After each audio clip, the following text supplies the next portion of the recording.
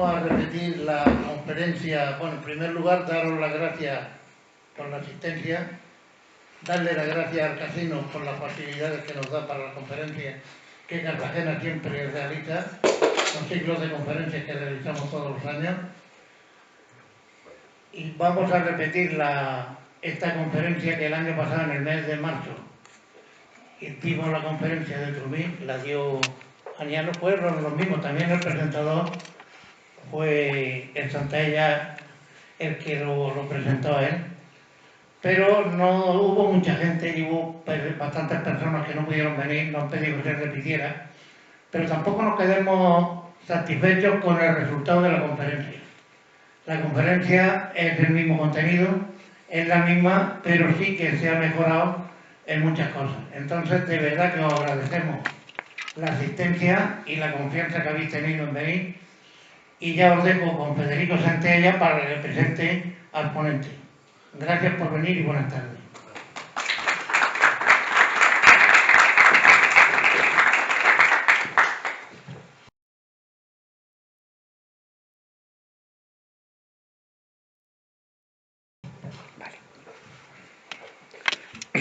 Distinguido auditorio, muy buenas tardes y gracias por su presencia. 3 nombres para entender el mismo acontecimiento: Cairaguán, Cartagena, Tudmir. Este es el título de la conferencia con que nos va a ilustrar esta tarde el investigador y buen amigo Aureliano Rodríguez, quien ha tenido la gentileza de designarme como presentador de su exposición. Comprobarán ustedes que el tema va de nombres, y así es. Pero tengan en cuenta que la toponimia tiene una finalidad objetivamente motivada y los motivos nunca son casuales. En una de mis ya lejanas lecturas juveniles me llamó poderosamente la atención la afirmación de un filólogo alemán que decía: muchas personas han creído en el poder simbólico de los nombres y en la capacidad de transformar las cosas en función de la forma en que se denominen. Los pueblos antiguos conocían este poder y aplicaban todo su corpus de creencias, mitos, leyendas y experiencias para elegir el nombre de sus asentamientos, de sus hijos, de sus casas y de sus cosas. En algún momento, un pueblo decidió llamar Cartagena a su territorio y, queriéndolo o no, marcó también el futuro de otros lugares dispersos más allá de su mundo conocido y más allá de su tiempo. Así, identificamos a Babilonia con la escritura, a Atenas con la filosofía y a Roma con el derecho. Pero, ¿con qué identificamos el topónimo de Tudmir? A Tudmir la conocemos por las fuentes, por lo que la podíamos situar en un contexto histórico, pero no en su marco geográfico. Esta desconexión espaciotemporal es un problema que Aureliano ha podido solucionar, demostrándonos lo que nadie antes había podido demostrar, y es que la ciudad de Tudmir, que tradicionalmente se había situado en otros puntos de la región, en realidad se trata de Cartagena, indicándonos con ello que Cartagena estuvo presente durante toda etapa medieval árabe, renombrada con el topónimo de Tudmir. Esta afirmación rebate la tesis generalizada de que Cartagena dejó de existir o se redujo a una humilde aldea de pescadores durante un largo periodo histórico, y por contra demuestra que durante todo ese periodo fue la capital de una cora o provincia en época de dominación árabe. Les puedo asegurar, porque conozco la trayectoria de Aureliano, que para llegar a esta conclusión ha tenido que emplear miles de horas de trabajo e investigación durante largos años, acudiendo a todo tipo de fuentes, tanto árabes como cristianas, y a multitud de archivos y bibliotecas. Se ha tenido que rodear y consultar a medievalistas de gran prestigio y a amigos, colaboradores, que han podido acceder a lugares donde él no podía llegar. Personalmente entiendo que junto a Iván Negueruela, con su obra Cartagena al-Jalfa y su propuesta sobre la alcazaba islámica del Cerro de la Concepción, Aureliano es el investigador que ha aportado más elementos históricos desconocidos sobre la historia de nuestra ciudad. Aureliano, cuando tú quieras. Federico, no sé.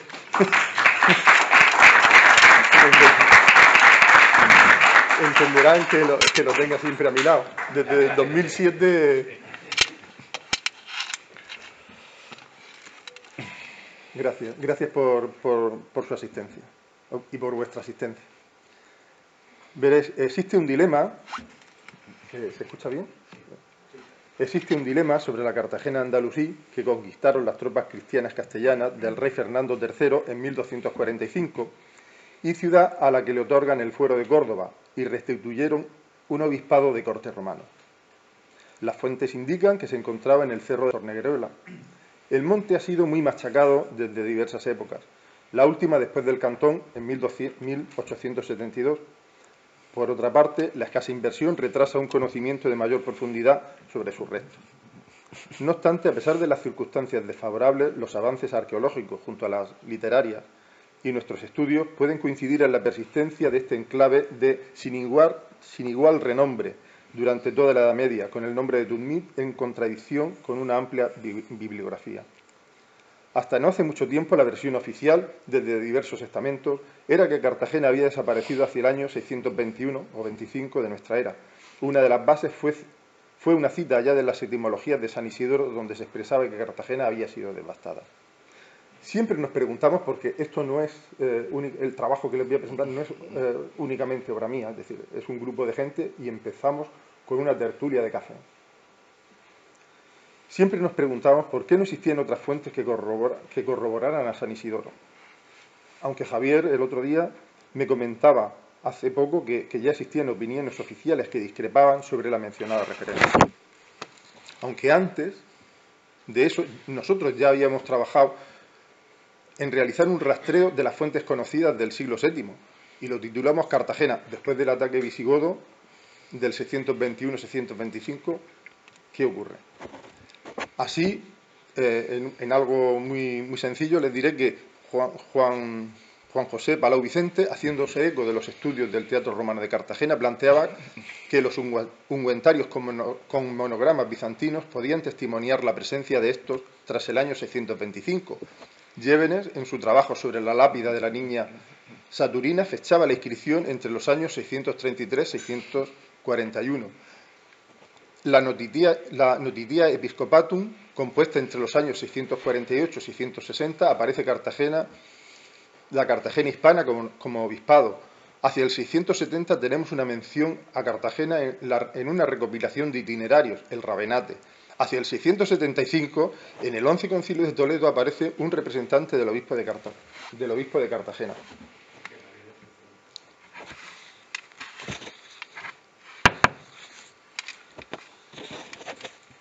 En el 12 Concilio de Toledo del año 681 aparece una mención indirecta a Cartagena, pues se pide que la provincia cartaginense, Toledo era la capital de una porción de la cartaginense tras la división del territorio entre bizantinos y visigodos, que no se ofreciese obediencia a dos metropolitanos. Las fuentes no indican qué otro metropolitano de la cartaginense bajo mando visigodo se refería. Por tanto, pensamos que el otro visigodo, o sea, el otro obispado, el otro metropolitano estaba en Cartagena. Pero esta época es excepcional y especial. Las crónicas hablan de un ataque a la península de 270 naves sarracenas en el reinado de Bamba, hacia el 672-680. Y esta cita no tendría mucho sentido si las fuentes árabes no hubiesen tomado el enclave norteafricano de Ténès, lugar que van a oír hablar más en esta conferencia, entre los años 675-682, pues es el lugar crítico desde donde se accede a la península de Al-Ándalus. ¿Por qué esta aclaración del 12 Concilio de Toledo? Porque también podría ser posible una entrada árabe a Cartagena que desplazara a los bizantinos de la zona. Los árabes, en su conquista, lo único que quieren es tomar las plazas bizantinas. Y les tengo que adelantar que un escritor andalusí del siglo XI nos menciona que cuando los árabes llegan a Cartagena, esta se denomina Cartagena al-Jalfa, y ese nombre es la traducción árabe del nombre bizantino de Cartago Espartaria. Y con todo lo anterior, quiero decir que posiblemente el 12 Concilio de Toledo, en su referencia a los metropolitanos, quizás supieron de la invasión e intentaron legitimarse. Al final de esta época, hacia el 698, tenemos una nueva incursión, esta vez bizantina. La crónica mozárabe relata que un Teodomiro, por eso suponemos que el desembarco pudo ser por esta zona, se había alzado con la victoria sobre los bizantinos que, como buenos marinos, habían llegado a su patria por mar. La crónica nos dice que fue interrogado por los cristianos orientales, interrogado por los vencidos. No hay quien se lo crea. Tanta seguridad en la verdadera fe se halló en él que todos tributaron grandes alabanzas a Dios.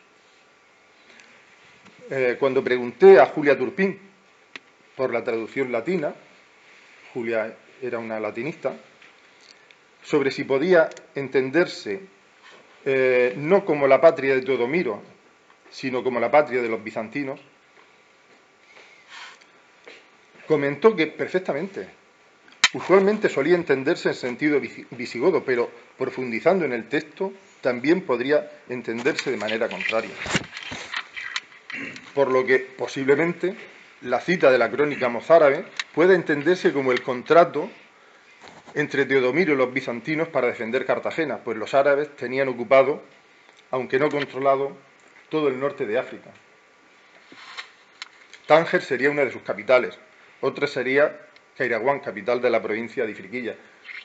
Yo creo que con el enemigo en las puertas era más probable, evidentemente, que hubiese un pacto.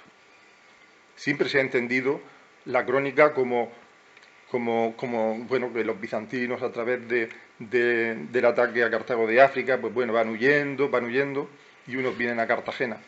Pero posiblemente de lo que estamos hablando es de la defensa de Cartagena. Y tenemos continuidad en testimonios cerámicos, pues sí, solamente un par de citas. En cerámicas tardorromanas y altomedievales procedentes del Teatro Romano de Cartagena, realizado por Antonio Javier Murcia y Martín Guillermo Martínez, tenemos cerámicas de los siglos VI y VII. Y en producciones de transición al mundo islámico realizado por Miguel Alba Casado y Sonia Gutiérrez Llorens, tenemos testimonios de cerámica paleoandalusí de los siglos VIII y IX. Así pues, llegamos a las puertas de un nuevo acontecimiento, como será la llegada del mundo árabe e islámico a la península hispana, que será conocida como Al-Ándalus.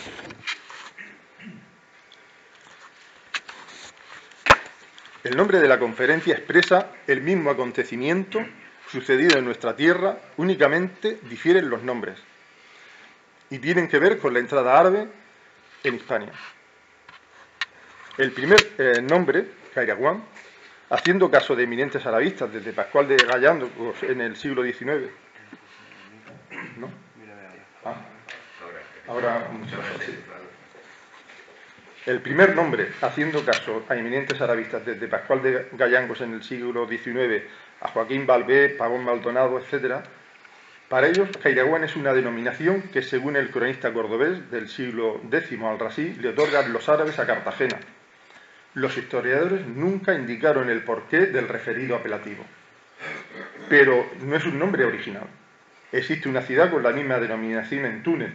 Fue la primera fundación árabe en Occidente en el año 670 y fue considerada una ciudad santa.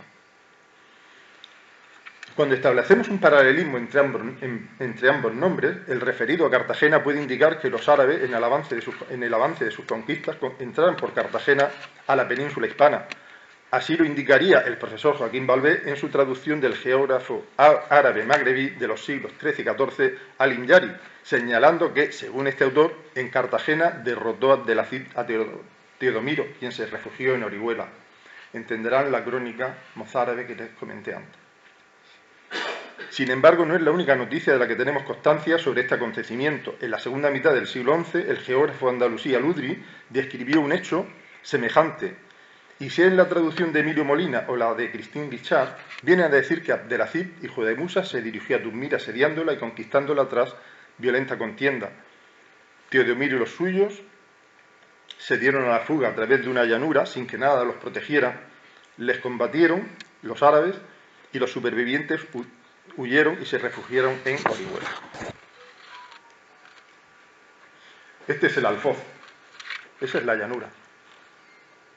Sin que nada los protegiera en dirección a Orihuela. No hay otra.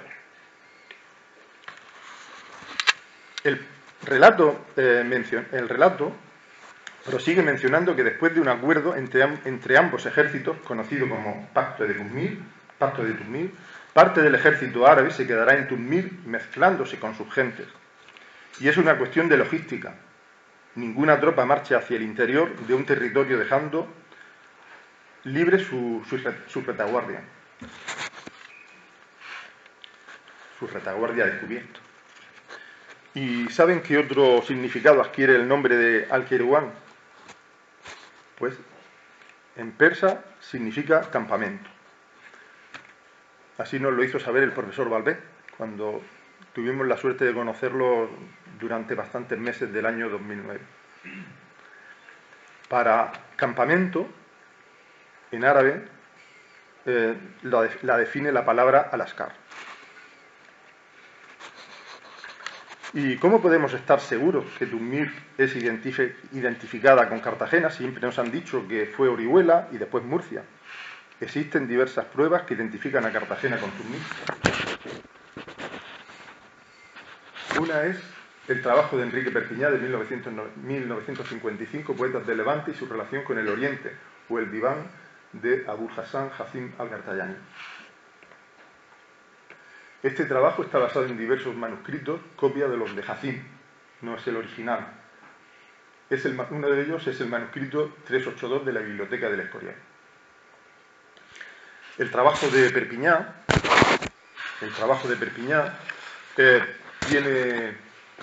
dice lo siguiente: oh ciudad en la que siempre se mostró propicio el sueño, gracias al cual el delito del destino, aún lejos de la amada, se olvidaba. Asómbrate de este ensueño con el que yo, siendo mi morada Túnez, me solacé habiendo sido mi morada Murcia. Pero cuando Walid, que nos había traído una copia de un manuscrito de Othman al-Kaj de Damasco, unos 2 años antes de la guerra, me dice: Aureliano, creo que tienes razón. Cuando yo conocí a Walid, en 2006, hablando de nuestra tierra, pues le dije: yo creo que existe algún texto donde se relaciona, y eso no lo quieren, la teoría cospecananca, y eso no lo quieren revelar. Unos años después, él me dijo que sí.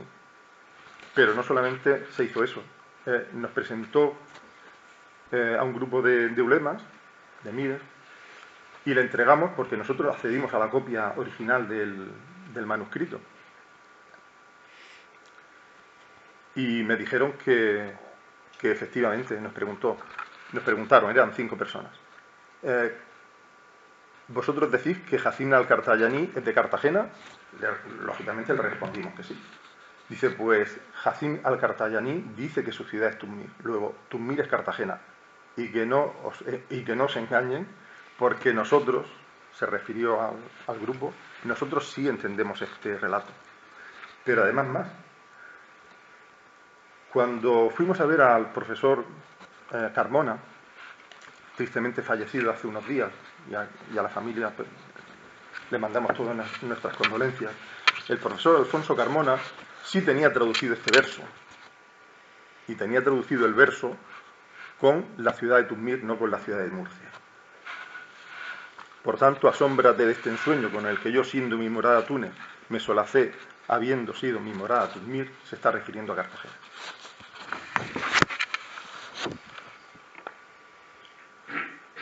Ahora, esto es algo un poco más complejo, pero ya tenemos un dato.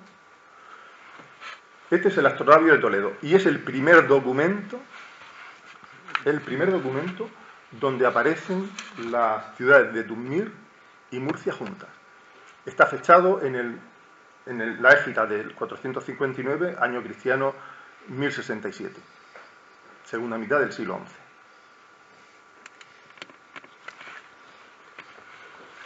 Se encuentra en el Museo Arqueológico Nacional, cuya referencia de inventario es el 50762. Es un instrumento que permite determinar las posiciones de las estrellas sobre la bóveda celeste Está confeccionado para trabajar en 11 latitudes. La palabra astrolabio significa etimológicamente el que busca estrellas. Fue creado en la ciudad de Toledo por el astrolabista Ibrahim ibn Said al-Sahili. Fechado, como les he dicho, en el año 459 de la Égira. Existe una amplia información sobre sus características en Internet. Uno de los primeros arabistas en realizar un estudio sobre sus datos fue Eduardo Saavedra, y planteó la duda sobre si Tudmir sería Orihuela. No sé si se puede ver, Orihuela está abajo, hay dos puntitos rojos, el de más abajo pone Tudmir, pone Orihuela y pone una interrogación.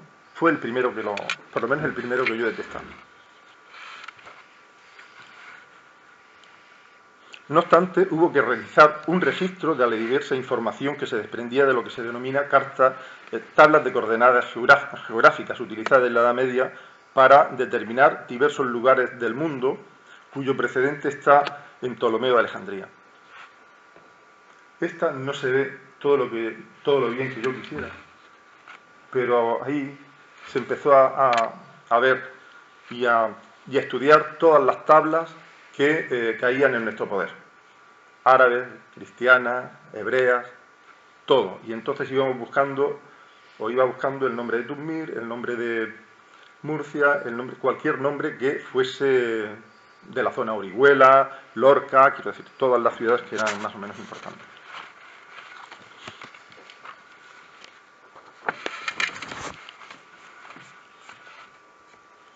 De aquí sacamos tres pares de series de datos con Murcia y Tudmir.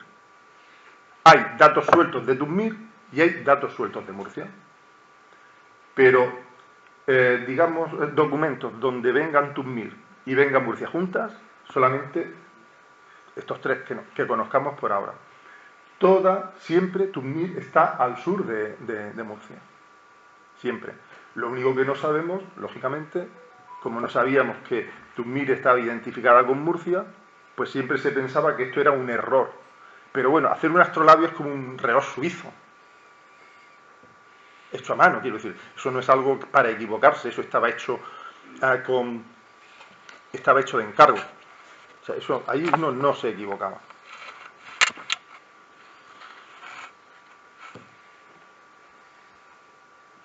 Y estas son las medidas de Cartagena, o sea, de Tudmir, de 37,30 y 37,40, más o menos a la altura de Miranda y más o menos a la altura de Calnegre. Y como me comentaba mi compañero Antonio Berenguer, que bueno, quizás en función de la hora que se tomase la altura de la estrella polar, podía ser una medida exacta. Que eso nunca se ha dicho, pero bueno, ya si no, por si acaso. O sea, siempre han señalado Tudmir. Eso es lo importante. Para entender esto también hay que entender los puertos.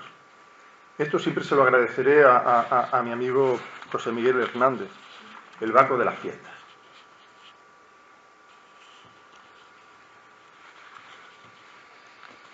Y nos hemos guiado para este trabajo en un trabajo de Bruce Travis, que es profesor asistente, era profesor asistente de una universidad McGill de Montreal, en Canadá. Realizó un trabajo sobre la taifa de Denia y el Mediterráneo medieval. Es un alarde el trabajo, pero a mí me encanta el apéndice A. En el apéndice A existen los diversos cronistas y van discriminando perfectamente a Tudmir, a Lorca, a Orihuela, o sea, todo perfecto. Esto para que se vea un poquito mejor, en rojo está Tudmir, en azul está Murcia, en verde está Orihuela y en amarillo está Lorca. Y esto es lo único que describe este hombre en este apéndice, es los ulemas que estuvieron en el Sahara al-Ándalus, que comprende los territorios. Bueno, tendría que comprender parte de Albacete y tal, pero es Murcia, Valencia, Cataluña y las Baleares. Y lo único que hace este hombre es decir, fulanito estuvo en Murcia, en Tumir, en Lorca, en Orihuela, en la Meca, en Egipto. Es lo único que hace, es una guía de itinerarios.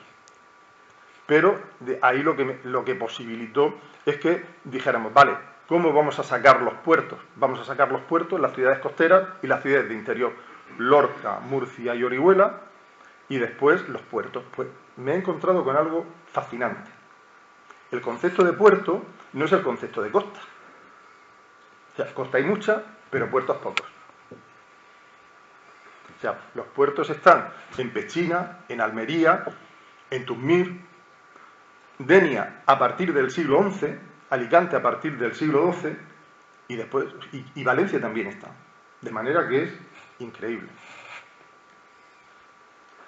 Porque claro, cuando comparamos los mapas de Injaucal, donde vemos Cartagena, vemos Almería, vemos Valencia, pues es curioso porque no vemos, aquí en este texto, no aparece Cartagena por ningún lado, pero el mapa de y este texto está del año 841 a 1126.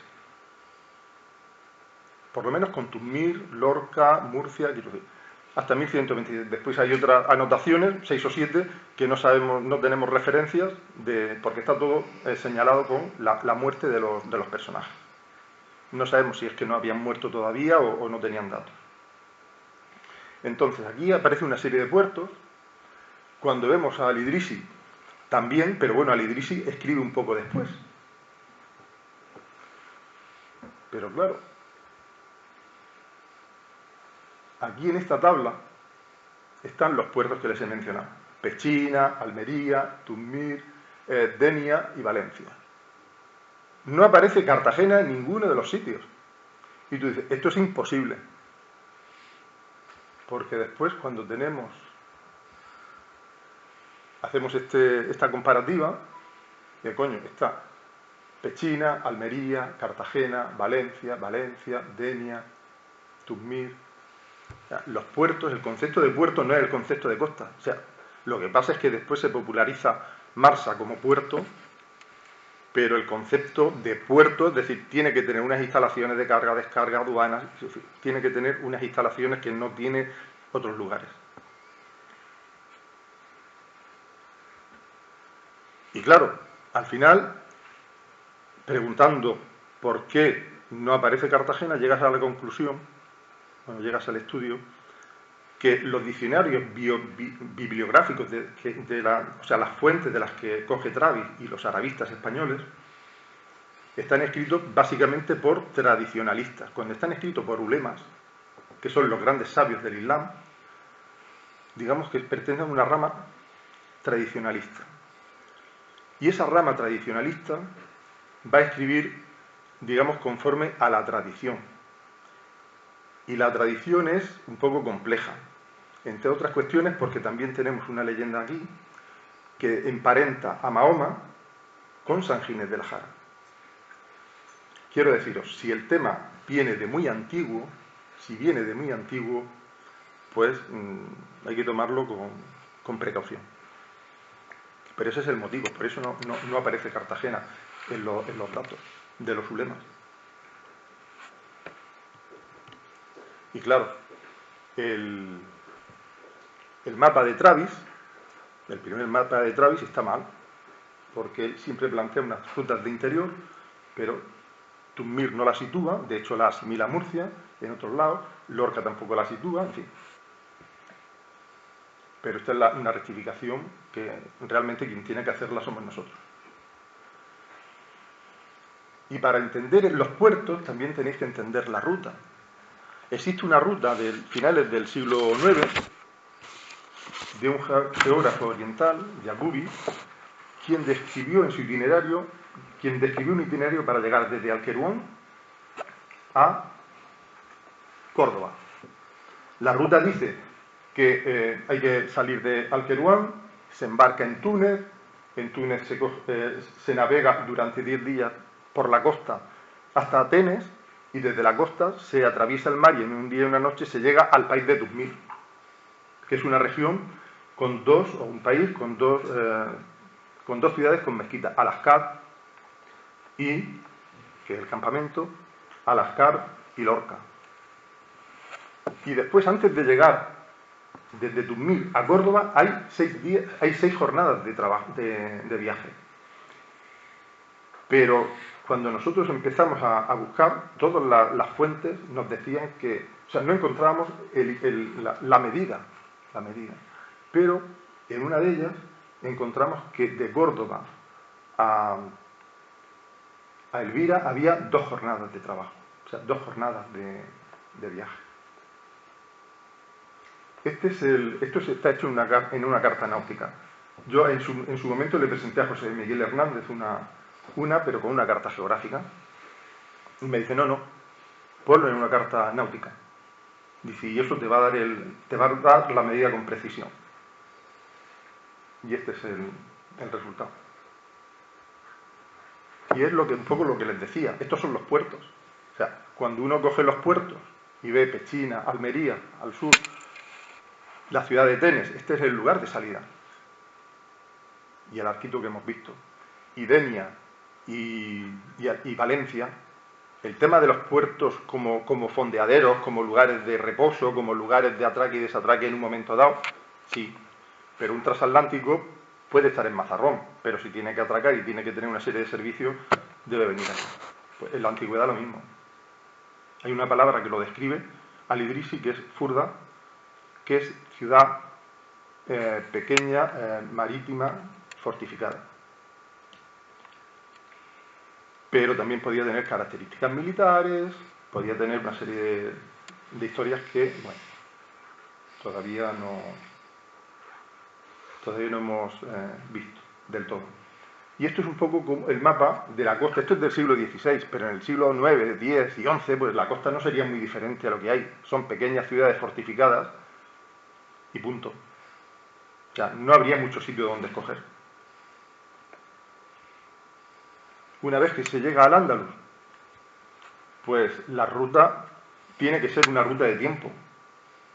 Una ruta de tiempo debería pasar por Las Palas, La Pinilla, El Paretón, La Hoya, Lorca. Y aquí, como les he dicho, en un viaje antes de llegar a Córdoba, mejor dicho, antes de llegar a la ciudad de Córdoba, desde Tuzmil, el viajero alcanza una ciudad que se llama Elvira. El viaje dura 2 días desde Córdoba. Córdoba, Elvira, 2 días. De manera que, bueno, pues hacer digamos, la ruta inversa era fácil. Saliendo de Córdoba a Elvira, y bueno, pues esto es un mapa, el primero que se realizó, y entonces le tengo gran cariño. Y entonces, pues, podría estar no exactamente en el puerto de Cartagena, en la isla de Escombreras, pero está claro que es Cartagena. Entre otras cosas porque después sí lo he hecho con otro puerto, con otro más importante, otro mapa más preciso. Y estas son las 2 posibles rutas que hay. Una de 300, creo que son 392 kilómetros y otro 321 kilómetros. Eso se puede hacer perfectamente en mula en 6 días. No andando, porque cuando se habla de viaje se habla andando. Hay una ruta a partir de Alrasí que dicen que de Tuzmil a Córdoba son 7 días, pero ya está incluida Murcia en ese itinerario. Iban en caravana, por lo general, y entonces había una ruta que pasaba por Murcia. Pero en el siglo XII, Ingali nos dice todavía que de Tuzmil a Granada hay 4 jornadas. Y bueno, digo, de Elvira a Granada hay 4 jornadas, que son estas. De aquí hay 4 jornadas. Y esto último es para un pequeño detalle, para incidir en los puertos. Alqueruán, en el momento que estamos hablando, era la capital de Túnez, pero llega un momento que deja de serlo y le plantean un puerto, o sea, una ciudad capital, la capital del país, se la ponen en la costa. Y entonces las narraciones dicen que esa ciudad es el puerto de Túnez, pero era la capital del territorio. Y en este momento, aunque ellos podrían haber hecho un puerto perfectamente para dar servicio al Alqueruán, pues no se lo dan, porque un puerto no se improvisa. Solamente cuando hay una gran capital es cuando deciden acometer digamos, las infraestructuras necesarias, pero mientras tanto... ¿Y qué nos dicen las fuentes del territorio? Pues bueno, el territorio es el que ha que suministrar toda clase de producciones, poseer todo lo que sea de menester y no tener necesidad de nadie. He aquí la verdadera independencia. La extensión y la fertilidad del territorio deben ser tales que todos los ciudadanos puedan vivir tan desocupados como corresponde a hombres libres y sobrios. Los musulmanes tenían más o menos el mismo concepto del territorio. Pero, ¿qué nos dicen de Tuzmir? Sabemos que Tuzmir estaba al frente de un alfoz, es decir, de una amplia llanura. Pero tenemos varios autores que nos van diciendo que Tuzmir estaba al frente de Orihuela, al frente de Elche y al frente de Murcia. Emilio Molina también recoge otro personaje que muere en 1337, que dice que es originario de Vera, de la Cora de Tuzmir, o sea, de la Cora del territorio de Tuzmir. Pero estamos hablando ya de la jurisdicción de Tuzmir. Ya estamos hablando en el año 1337, es decir, este hombre, con 80 años que muere, vio la caída de la ciudad, cuando era muy pequeño. Y bueno, aquí no se ve muy bien, tendré que hacer algo para que se vea muy bien. Ya saben que Vera está a la izquierda, y Elche sería el primer puntito rojo, después viene Orihuela y después Murcia. Y todo eso nos recuerda el campo de Cartagena. No sé si más para arriba, un poco más para abajo, pero todo eso es el campo de Cartagena.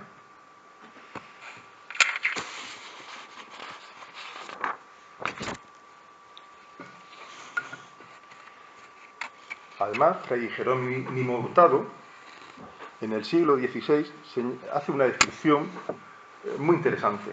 Dice: hay en el campo más casas que en la ciudad, distante un tiro de ballesta y a media legua una de otra. Bueno, se ha intentado reproducir la parte del campo de Cartagena para ver cuántas torres había, la poca documentación que hay, y ahora nos llevaremos una sorpresa. En dirección Murcia, este autor dice que tiene 9 leguas de largo, 6 en un llano, 2 en la sierra y una donde se halla la huerta de Murcia. Y este es el mapa. Cuando empecé a poner las torrecitas y demás, yo no veo por aquí densidad de torres a un tiro de ballesta. O sea, que esto es un campo seco, un campo que no... Bueno, que tendrá sus pozos, que tiene sus vergeles, pero no como para tener un aspecto de gran densidad demográfica.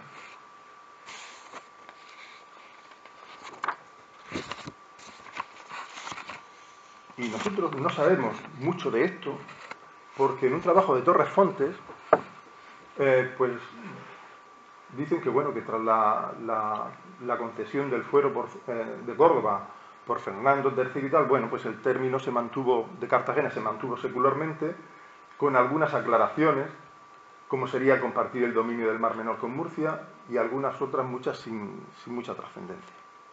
Pero claro, ahora mismo tenemos el Albujón, y digamos que el Mar Menor está en la mitad, el término, es decir, sí. Y cuando se historia, pues lo que hacen normalmente es retrotraerse a los límites del Albujón y tal, no se meten en muchas no se indaga demasiado.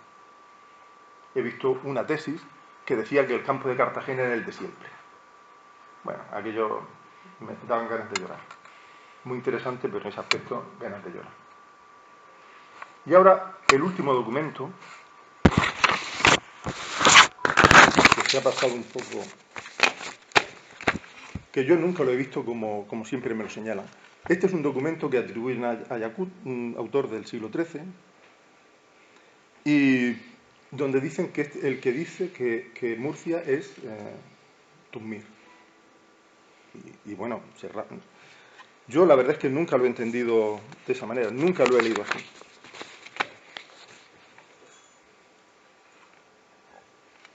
Primero porque el texto dice, no sé si se podrá leer: Murcia es una ciudad del Andalus en el distrito de la ciudad de Tuzmir, fundada por Abderramán II. Y su nombre de Tuzmir le fue dado por Tuzmir de Siria, en Siria, o sea, sí, por la Tuzmir de Siria, que se llama Palmira. Pero perseveró la gente en el nombre que tenía el lugar antes. Posee árboles y bosques de palmeras que la rodean por todas partes, y en ella hizo morada Inmardanix, y fue engrandecida de su tiempo hasta convertirla en la capital de Al-Ándalus, etc. Claro, pero para entender bien este texto, sabemos que las coras tomaban los nombres de las ciudades capitales, igual que ahora la comunidad autónoma de la región de Murcia. Entonces, el texto, como ya sabemos que existe Tuzmir, debe entenderse como que Murcia es una ciudad del distrito de la ciudad de Tuzmir. Y podemos hacer algo más. Le podemos añadir las coordenadas. Y entonces, a cada una lo que corresponda. Murcia en el astrolabio está en 3820. Yo sé que la real es 3759, pero ellos la sitúan en 3820 junto a otras ciudades. Uno de los que está haciendo, un compañero que está haciendo un trabajo sobre todo esto es Antonio Berenguer, que espero que en cuanto termine se pueda exponer, porque es un gran trabajo. Entonces, ¿qué hacemos? Si ponemos a Murcia la latitud que le da, por ejemplo, el astrolabio, y a Tuzmir la latitud del astrolabio, y después decimos, ¿cómo relacionamos? Pues vamos a poner a Tuzmir con Tuzmir. Le pones a Tuzmir 3730 y a Tuzmir de Siria, que está en 34. Hasta ahí. Pues si ponemos a Tuzmir con lo que le corresponde a Tuzmir, pues vemos que la ciudad de Tuzmir y el nombre de Tuzmir le fue dado por Tuzmir en Siria, Palmira, pero perseveró la gente en el nombre que tenía el lugar antes. Ahora, ¿cómo lo haríamos? Con un pie de página. Murcia es una ciudad del distrito de Al-Ándalus, del distrito de la ciudad de Tuzmir. Pones el pie de página y su nombre de Tuzmir le fue dado por Tuzmir en Siria, Palmira, pero perseveró la gente en el nombre que tenía el lugar antes. Es un pie de página, una aclaración. A veces los textos árabes cuesta entenderlos mucho. Yo les agradezco su atención, pero el trabajo tampoco lo he hecho solo.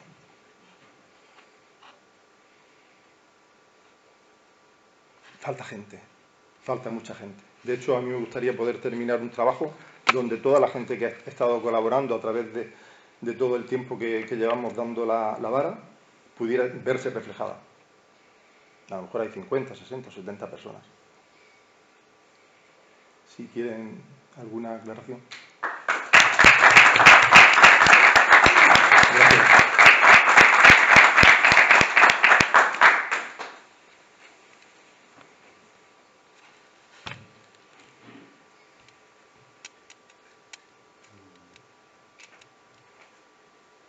Has convencido todo muy bien. Bueno, pero no es un trabajo en solitario. O sea, han hecho falta muchos cafés. Empezamos en 2007. Esto lleva varios procesos. Uno en solitario hasta 2007, que gracias a Ángel Márquez me publica, y gracias a la insistencia de Ángel Márquez, me publica en el tema de la ciudad de Tuzmir, o sea, el tema de la Cartagena en la época oscura y demás. Y después, a partir de ahí, una serie de compañeros empiezan a decir, oye, tú has hecho esto, pues yo he ido a Murcia a ver tal archivo, vamos a ver un día, tal y cual. Conozco a otra persona a través de internet, quedamos, que es Javier, que ahora ha hecho un trabajo muy señero sobre el nombre de Tuzmir. Lo ha sabido encauzar perfectamente. Y les puedo asegurar que desde 2009, cuando estuvimos viendo al profesor Valvé, siempre le preguntaba sobre lo mismo, porque a Valvé ya lo conocimos mal y había que reiniciarlo. Había que preguntarle, maestro, esto es lo que tenemos que hacer, ¿qué tal?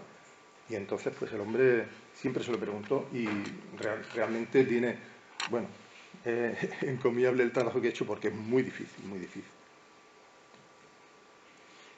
Y tenemos un problema porque cuando empiezan podemos acceder a los catedráticos, es decir, a la gente que sabe, Joaquín Valvé, gente Mercé Gómez, Julio Sansota. Al final nosotros tenemos una responsabilidad grandísima, porque no podemos hacer cualquier cosa ni a cualquier precio. O sea, no tenemos los recursos de la universidad, pero necesitamos llegar al final a qué es la verdad. O sea, no podemos permitirnos el lujo de intentar fallar. O sea, no por nosotros, sino por ellos. Por gente que no nos conocía y que nos ha dado su confianza. No podemos. Diga.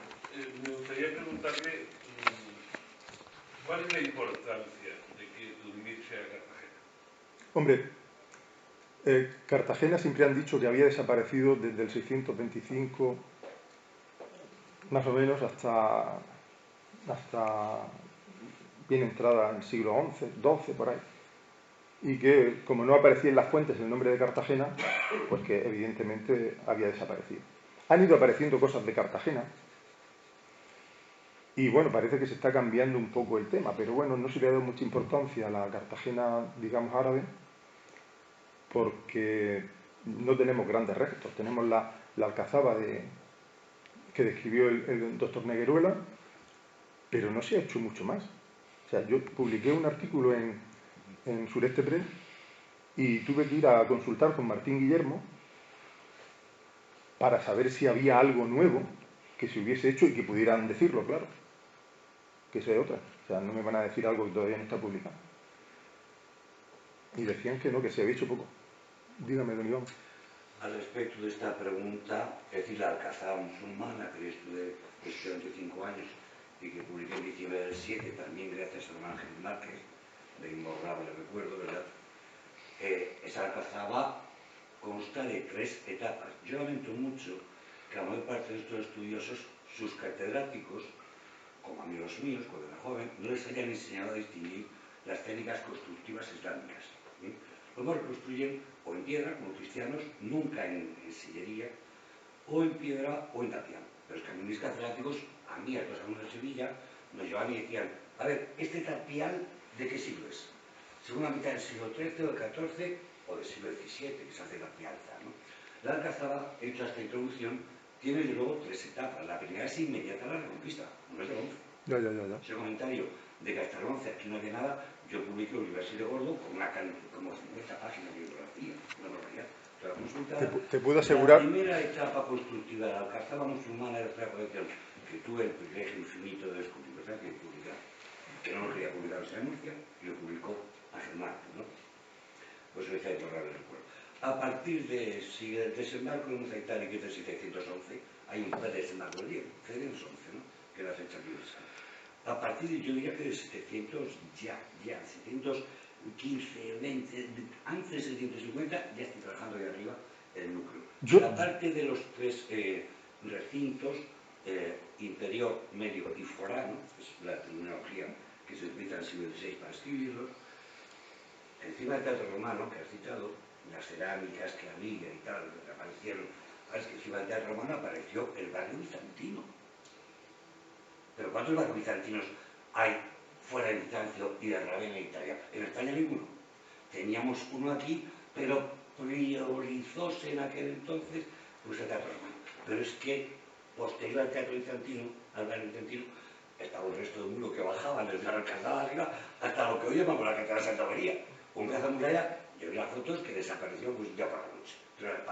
Es decir, que sí, que ya desde el mismo siglo VIII hay una presencia musulmana. Escúchame, eso me interesa muchísimo porque cuando estuve montando todo esto, estuve metiendo cosas de la alcazaba.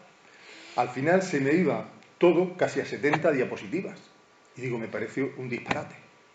Y todavía no había hablado contigo para saber si en aquellas excursiones que nos decía, esto debe haber algo del siglo VIII, habías detectado algo del siglo VIII. Está muy bien en el libro, está. Y con las fotos son muy pocos los muros que quedan porque ha sido muy reformada. Vale, o sea que está, pero no lo he visto. Viendo los muros. Vale. ¿Qué pasa? Que a partir de la interrupción de la artillería, son los pueblos cartageneros ya a partir del siglo XV, ¿verdad? Los que dicen, eso de tapial no va a resistir un ataque de artillería porque es tapial, ¿no? Se va a caer. ¿Qué hacen? Cosa que en muchos sitios del Al-Ándalus forrado. Forrar. Vale. Quedan vestigios todavía en la casa. Sí. Vale. Se forra De así. un mundo así, Fue de cartería, forrado. para que las balas den contra la piedra y no contra el tapial.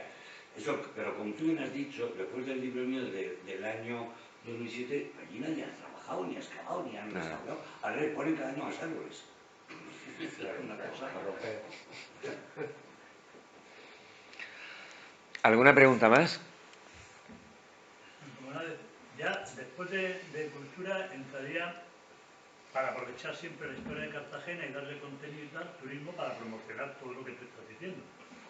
¿Con qué criterio podríamos defender que Cartagena, aparte de ser Carjalás, de ser Cartago Espartal y tal, si hay un Cartagena, que nos han dicho hasta ahora, que era el nombre árabe, porque ahora hay un Tumbil árabe? ¿Cuál es el criterio que distingue un momento del otro para poder decir...? No, es que se alternan los dos nombres. El problema está quién es el autor que lo escribe. Tú cuando vas al ministerio, tú no vas como Paco, tú vas como Francisco Morales. Pues cuando un funcionario se dirige a ti, no se dirige como Paco, se dirige como don Francisco Morales. Pues el criterio es ese. O sea, depende de quién escriba. Es cierto que en Al-Ándalus hay muchas costumbres que en Al-Ándalus estaban relajadas. Por ejemplo, había una prohibición de beber vino. Pero sabemos que había cada X tiempo la misma sentencia. Oiga, y otra vez que se prohíbe beber vino. Y otra vez. O sea, había tantas órdenes diciendo que se prohibía o que se prohibiera beber vino o vender vino, que bueno, está claro que la gente se lo saltaba. También el tema de la traslación de los muertos en el Islam, hasta donde yo sé, en el Islam no permiten que se trasladen los cuerpos. Sin embargo, aquí se hacía. O por lo menos algunas familias lo hacían. Quiero decir que sí, la norma es una, pero después hay excepciones. Hay que ver cada uno. De todas maneras, todavía falta mucho por hacer. Nosotros nos quedamos con, desgraciadamente, un vaciado pendiente de un vaciado de todas las fuentes árabes, y después ver si nos las podían traducir. Y además, a mí me gustaría que fuese gente ajena a este tema de historia, para que no esté condicionada. Eso sería lo ideal. Es decir, que alguien coja, que no sepa ni qué es Tumbil, ni qué es Cartagena, ni nada, y que traduzca el texto de esa manera. Que sepa árabe, que sepa un buen árabe, pero que... Y eso todavía está pendiente. ¿Sabes? Tenemos un largo trabajo, pero somos gente somos la sociedad civil, no tenemos los recursos de la universidad, ni tenemos tampoco un apoyo económico. Porque esto que te digo, lo estuve hablando con un empresario, pero de ir a los sitios, no pedir, oye, mándame tal cosa, no, de ir al sitio para verificar que me daban lo que yo quería. Y entonces pues se planteó que bueno, que lo que yo quería era viajar gratis. Digo, bueno, hazlo tú, como viajas mucho, hazlo tú, pero haz ese trabajo. Y nada, o sea que... ¿Habéis utilizado la inteligencia artificial que está ahora tan de moda? Yo la verdad es que no. Yo reconozco que hay muchas cosas de tecnología que... Yo alguna vez cuando quiero algo muy preciso, como tampoco me manejo muy bien, se lo digo a un compañero, oye, sobre todo a Javier, oye Javier, a ver si encuentras por ahí algo de esto, que me dice, porque hay cosas que yo no llego. ¿Ya? Bueno, pues si no hay muchísimas ninguna... gracias a todos los asistentes.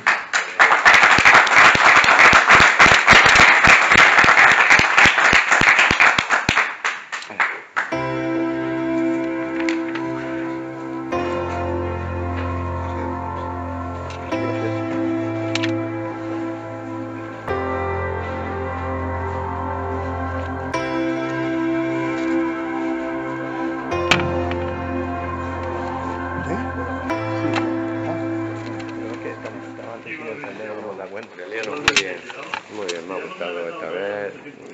Escúchame. ¿Eh? Que has dado el dedo y la nada. Has hablado de una forma tan sumamente tan fácil, aunque es muy compleja porque hay muchas cosas de muchos datos que realmente ahí entran las cartas marinas, es muy complejo, pero que al final has llegado... ¿Qué estás hablando?